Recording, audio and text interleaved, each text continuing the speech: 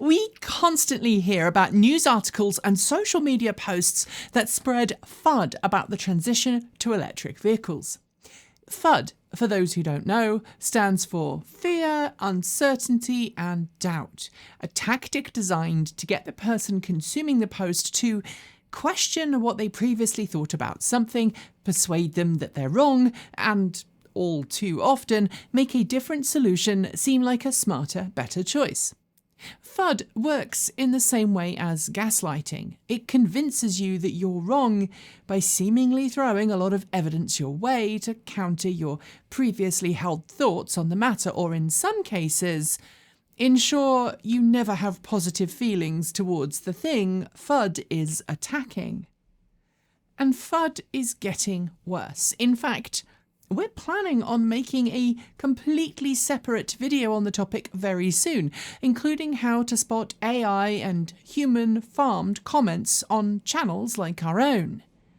Hint, if it is a name and then a number, it's most likely to be a troll or a bot. That's obviously for a different video though. I bring up FUD though because, well, there's a lot of it in the EV world. We see a mix of it from people who confusingly accuse us of being anti-EV, through to people who claim that legacy automakers and the automotive press are all working tirelessly to ensure EVs never take off. And of course, there's the FUD spread by fossil fuel companies that really are trying to ensure that clean transportation and power solutions are slowed or stopped in their tracks so they can make more money from black gold. Or if you prefer, maybe it's the stonemasons, at least it is according to The Simpsons. Who holds back the electric car? Who makes Steve Nuremberg a star? We do. Quite. The problem is, when it comes to EV production and sales, there's a lot of evidence to suggest that automakers aren't as sincere as they might be on making a switch to electric vehicles. Take some time to watch our TEN News Roundup show from recent months, and you'll see again and again and again that many automakers are dropping production plans for new models, delaying new EVs due to come to market, or are slowing down production for existing models. All the time, they cite a, quote, drop in demand. And that, in of itself, has become a rallying cry for anti-EV fudsters, people who joyously claim that EV sales are terrible and that no one wants to buy an EV. But as I'm about to share, a lot of the problems aren't with electric vehicles, but dealerships.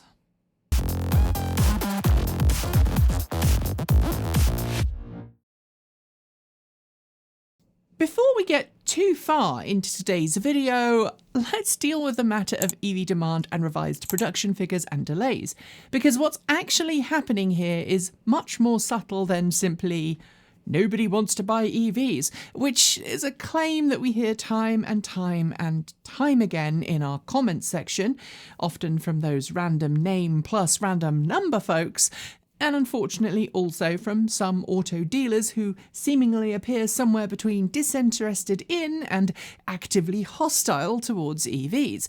We also hear it from time to time from some auto industry executives, like the comments from Akio Toyoda, which again reinforces his dislike of EVs and disinclination to build them. A top-down attitude, by the way, which is likely responsible for the lackluster Toyota BZ4X's real-world performance. But the reality, of course, is that last year, more EVs were sold than at any point before in history, and the figures for this year already show a really good sales year for EVs. This month, for example, EV sales in the US are expected to reach above an 8% market share. Tesla accounted for 1 in 8 cars sold in California last year. EV sales for other brands are mostly going up, and in some markets around the world, EVs are still hard to buy because of high demand.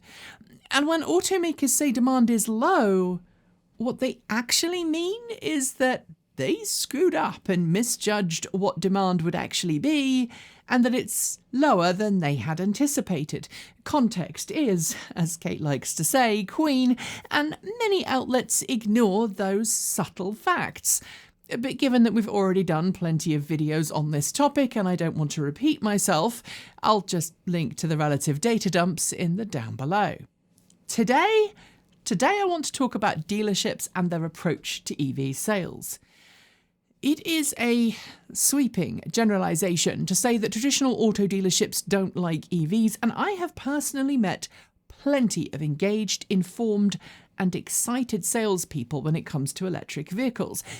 But as with most stereotypes, there's more than a tasty scintilla of truth, a whiff of honesty to the trope, and, unlike most fine wines, you don't need to be an enophile to spot the taste.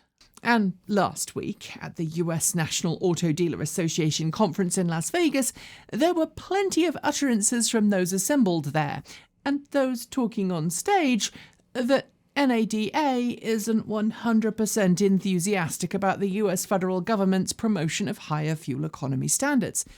Talking on the main stage last Friday, outgoing NADA chair Jeffrey Pohanka stated that he felt it was, quote, unfortunate that our government appears to be on the road to banning the sale of gasoline-powered vehicles, end quote, adding that he felt that the EPA's current goals of raising the US national corporate average fuel economy of vehicles to 58 miles per gallon by 2032 needed to be adjusted downwards to save the auto industry. He and his successor have both called on the current Biden administration and, by proxy, the US EPA to revise figures or else. That the figures quoted are impossible, and implying that both hydrogen and battery electric vehicles, which are pretty much explicitly required to reach said targets across the fleet, can't or won't sell. It's an opinion we've heard again and again from right-leaning politicians too. The narrative that electric vehicles aren't fit for purpose, are too expensive, and that the US auto industry will be killed if we're all forced to drive them. That democracy itself will fall under the woke mind virus? It's the same kind of bizarre, no evidence logic used in states like Utah to prevent my trans siblings from peeing in the correct bathroom. But hey, who needs evidence when you can demonize a group of people and distract from the fact that you have no real solutions for anything? It's just like EV FUD. No evidence, just fear. Of course, with politicians, all of this fear is portrayed as cats and dogs living together with mass hysteria, with the breathlessness directly proportional to just how much money the politician is being paid by wealthy donors with fingers in the auto industry pie. And auto dealer unions are, make no bones about it, very, very influential, as are individual auto dealers. This year alone, and remember, we are just in the first week of February, auto dealers, both in terms of the National Automobile Dealer Association and individual dealerships, have spent a chunk of change on the 2024 election cycle. How much? According to OpenSecrets.org, a total of $2.879 million has been donated to political campaigns for just this election cycle. Of that, $250,000 went to Democrats, $50,000 to Liberals, and $25,000 to non-partisan causes. The rest went to either Conservative or Republican groups and candidates. And in case you're curious, the annual lobbying trend for the auto dealer industry has nearly doubled since 2015, with the overarching trend of donations following the same pattern as the one I just laid out. It's no wonder that the majority of anti-EV noise comes from one side of the political spectrum. Why are some auto dealers and NADA as a whole seemingly fighting tooth and nail against EVs? It's not as clear-cut as some conspiracy theorists would have you believe, but it tends to boil down towards bottom lines. And as I've said before on this channel, selling electric cars costs dealerships more money. There's the initial outlay, often several $1 million for large dealership chains, for the necessary service training and service equipment that their service staff will need to undergo and be able to use in order to safely work on electric vehicles. And many automakers also require significant investment be made in rapid charging facilities at dealerships. And that's all before the usual dealer training that goes into any new model. If a car costs a dealership more to sell and results in reduced profit, they're gonna choose a different vehicle. Doubly so if it's an EV, a car that requires fewer trips to the dealership for after-sales service, and one which presents fewer upsells for the dealership in question. In case you're interested, I should also point out that automakers have also donated bigly to political campaigns this year, with $1.563 million going out to various campaigns, split between just shy of $16,000 to liberal groups, $240 to conservative groups, $730 to non-partisan groups, $771,851 going to Democrats, and $781,123 going to Republicans. And in case you're interested, Toyota, Volkswagen, GM and Stellantis all sent more to Republican candidates than Democratic ones, while the rest of the auto industry sent more money to Democrats than Republicans.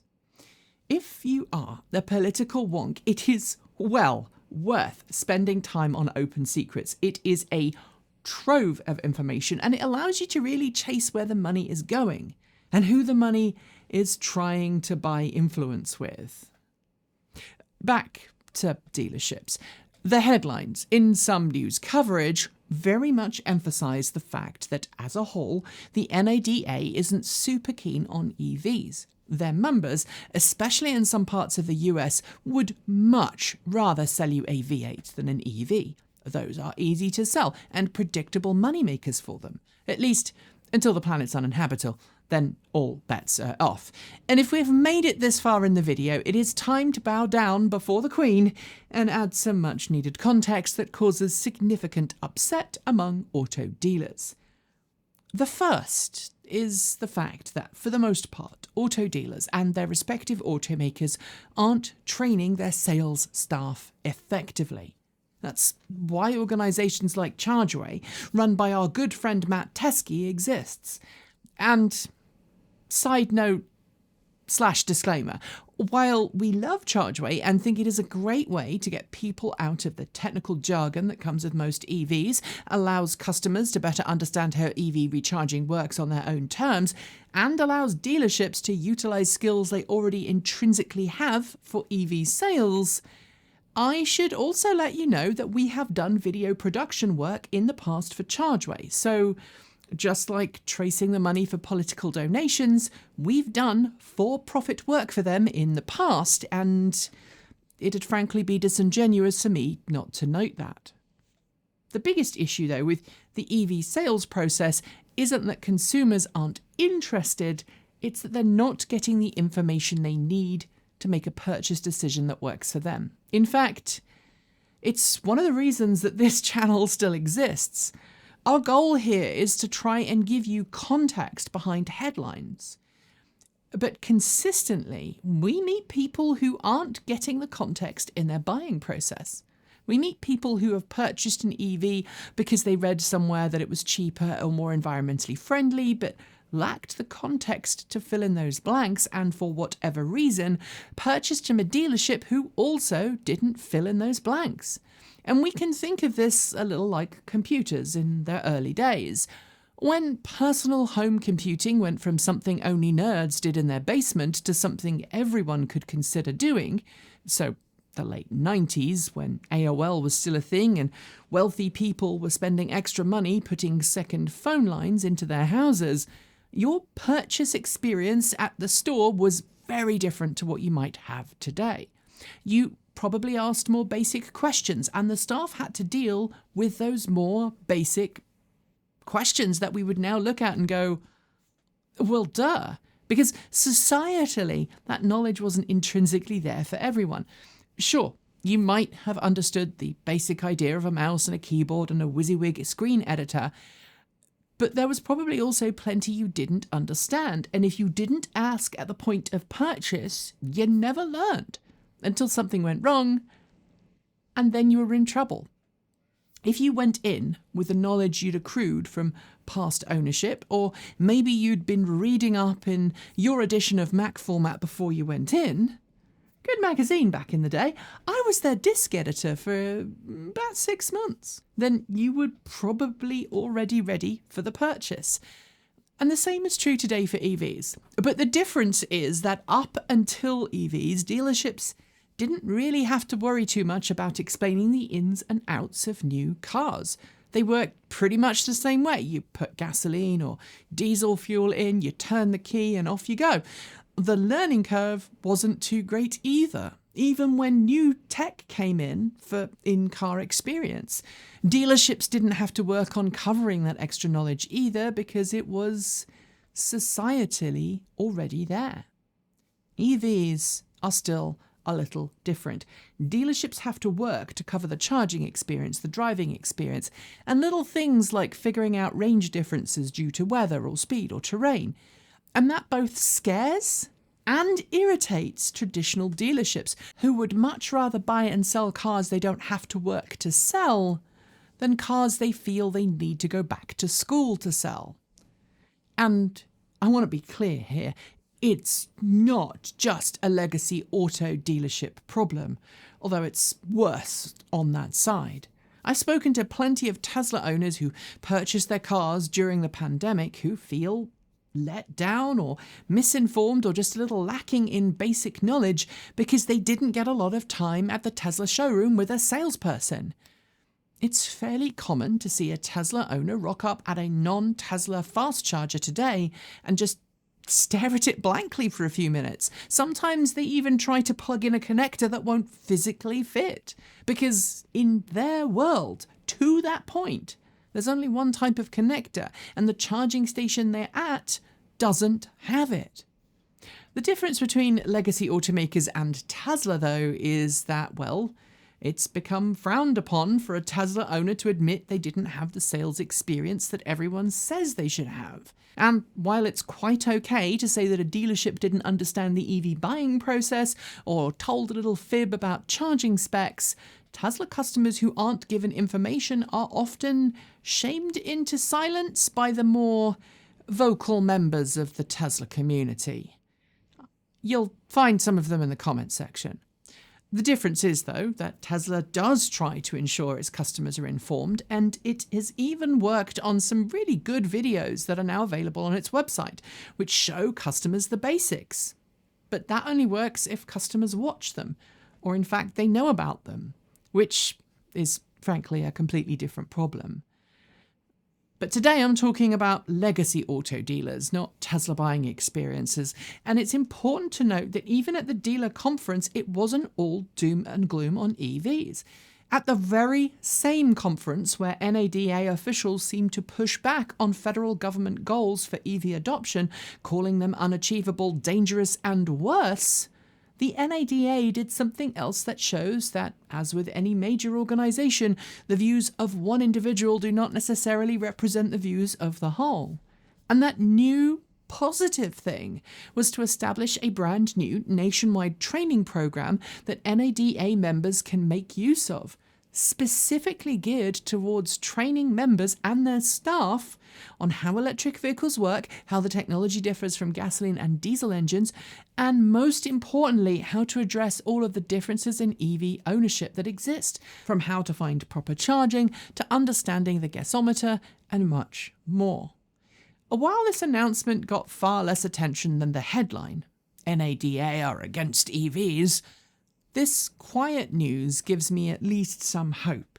It shows that while some dealerships in some parts of the US are still very much high country over Hummer EV or Stinger over EV6, despite all of that bluster and noise and please don't make us do the thing, NADA has the tools and resources to actually do the thing.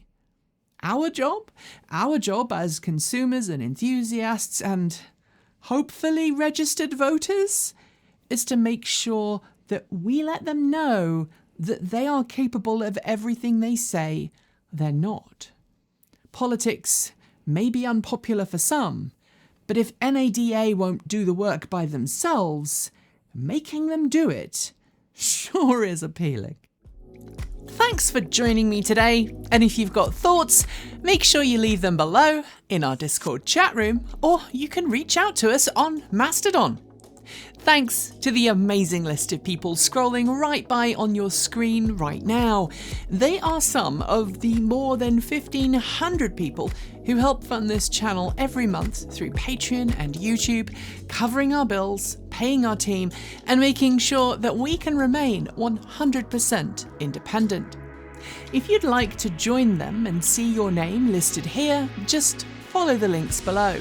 There are a range of different tiers you can sign up for, from as little as $1 a month, or if you pay yearly, just under $11 a year. A massive welcome to our newest supporters: Carl B. Knapp, Stoyal Pankoff, Smithers, John Strott, Kelly, Joseph Valentinetti, John Flint, and Nate Fritz. To join the list and get your shout out, become a paid Patreon member for your week of fame. If you'd like to support us with a one-off donation, you'll find links below to make Ko-fi and Bitcoin donations, and we even have an old-fashioned PO box you can reach us at. The address is also below. And if you're in need of some swag, you'll find our swag store also in the down below. This month, we're campaigning for an end to charging deserts with an amazing new t-shirt design by our in-house artist and animator, Erin. Get yours today by heading to our Redbubble store. We've got some great content coming up, so make sure you're subscribed on PeerTube or YouTube, and we'll see you soon. We make new videos every Monday, Wednesday, Friday, Saturday, and Sunday. If you want more, the mighty algorithm thinks you'll enjoy this video, but we think that this one is also well worth a look. See you soon, and as always, keep evolving.